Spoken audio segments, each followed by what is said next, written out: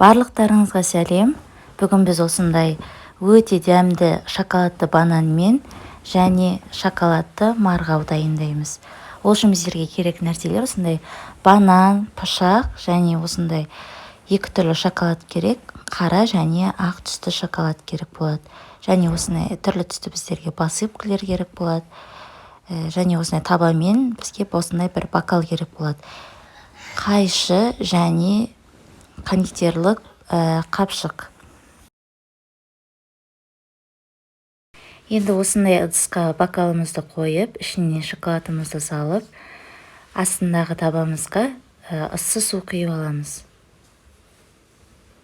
Яғни суымыз қайнап тұрған болу керек, сонда мына бокалымыздың ішіндегі мына шоколадтар еритін болады.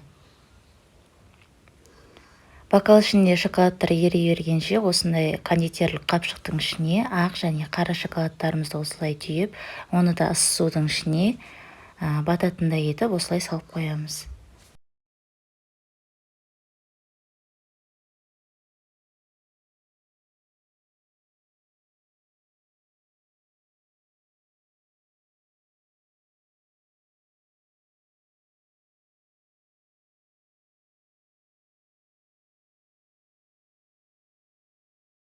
Одан кейін біздерге осындай шпачкалар керек болады, яғни олармен біз осылай шоколадты араластыруға және бананның астын түйреуге қажет болады.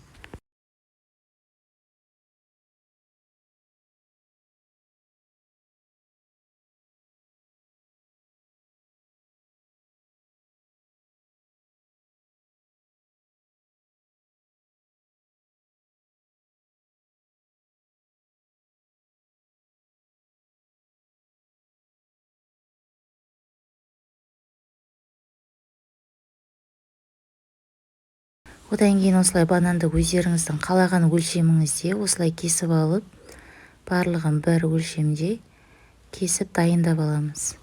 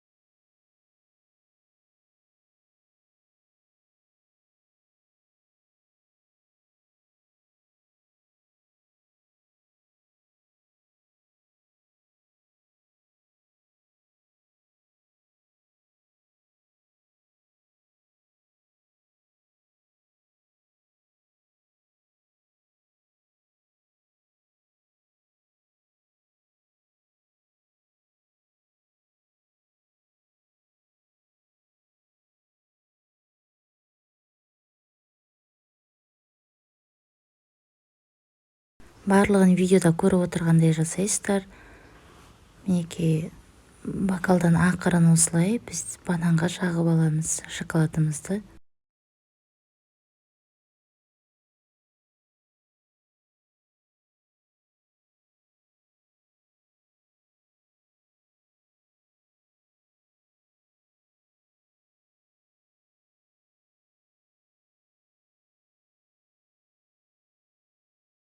Бізге осылай шпачканың көмегі көп тиеді, яғни бананның ашық қалған жерлеріне шоколадты жағып жіберу үшін көп көмектеседі.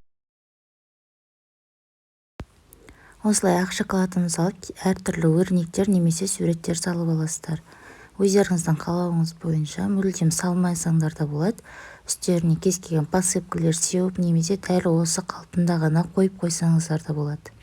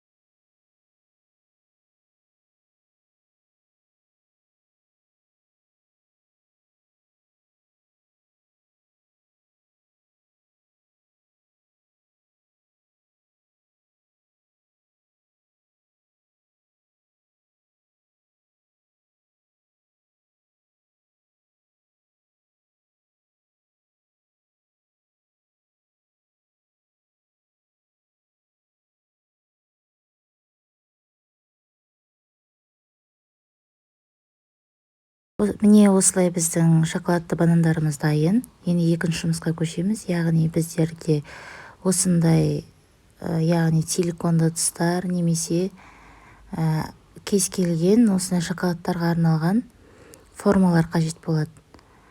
Ол үшін міне дәл видеода көрсетілгенде жасайсыздар.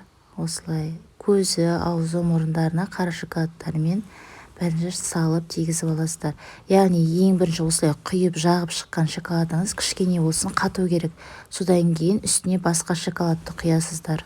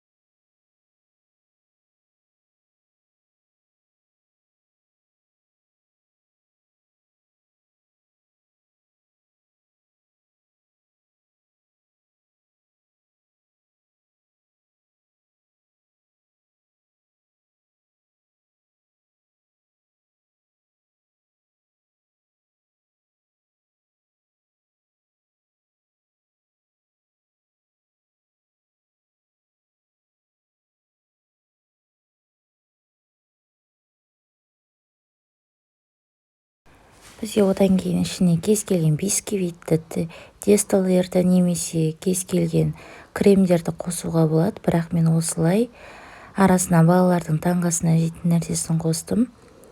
Бұл нәрсе өте дәмді болады. Яғни бұл кез келген дүкендерде бар. Өздеріңіз білесіздер, ортасына қандай нәрсе одан кейін үстіне тағы да осылай шоколадпен бітеп жауып шығамыз. Яғни осылай шоколадтың барлығын құйып болғаннан кейін кішкене жерге ұрғылап сілкілеген дұрыс, себебі арасында ауа қалып қоймағаны жақсы.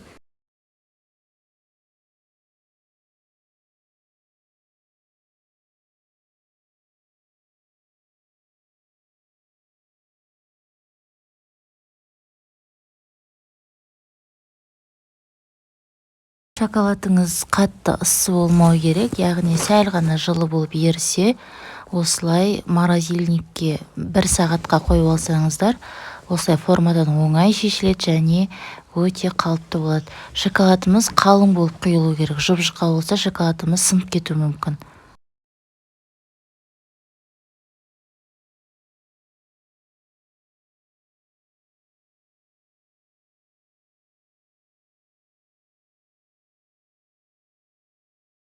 Видеоны соңына дейін қараған болсаңыздар, лайк басып комментарий қалдыруды ұмытпаңыздар. Және сұрақтарыңыз болса пікірге қалдыра кетіңіздер. Және арнама тіркеліп қоңыраушаны басып қойыңыздар.